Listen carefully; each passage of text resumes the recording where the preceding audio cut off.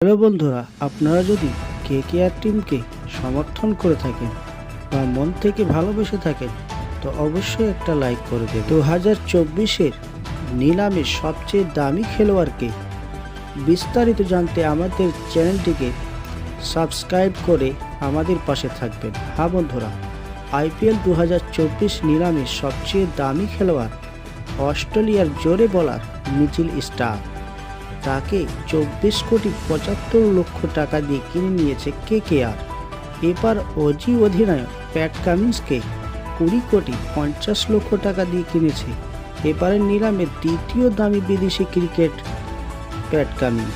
IPL 2024-এর মিন নিলামের সবচেয়ে দামি বিদেশি ক্রিকেটদের তালিকায় 3 নম্বরে রয়েছেন নিউজিল্যান্ডের তারকা ক্রিকেটার ড্যারেল মিচেল। তাকে 14 কোটি টাকা দিয়ে কিনেছে মহেন্দ্র সিং ধোনির চেন্নাই সুপার কিংস। ওয়েস্ট ইন্ডিজের তারকা বোলার আলরাজি জোসেফ এবার আইপিএল নিলামের সবচেয়ে দামি বিদেশি ক্রিকেটদের তালিকায় 4-এ রয়েছেন। তাকে 11,50,00,000 টাকা দিয়ে কি আইপিএল নিলাম থেকে কিনেছে বিরাট কোহলি রয়্যাল চ্যালেঞ্জার্স ব্যাঙ্গালোর। দক্ষিণ আফ্রিকার তারকা ক্রিকেটার রাইলি রৌসও রয়েছেন আইপিএল নিলামের সবচেয়ে দামি বিদেশি ক্রিকেটদের তালিকায়। তাকে 8 কোটি টাকা দিয়ে দুবাইতে হওয়া আইপিএল মিল নিলামে কিনেছে প্রীতি জিন্টার পাঞ্জাব কিংস।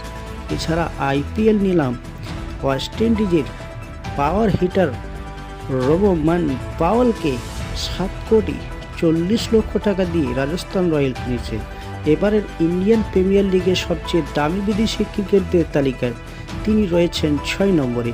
এছাড়াও হর্ষদ প্যাটেলকে আবার পাঞ্জাব কিংস 11,75,00,000 টাকা দিয়ে কিনেছে। আনক্যাপড ব্যাটসম্যান সমীর রেজভিকে 8,04,00,000 টাকাতে কিনে নিয়েছে সিএসকে। কুমার পোসাগকে 7,20,00,000 টাকাতে কিনেছে দিল্লি।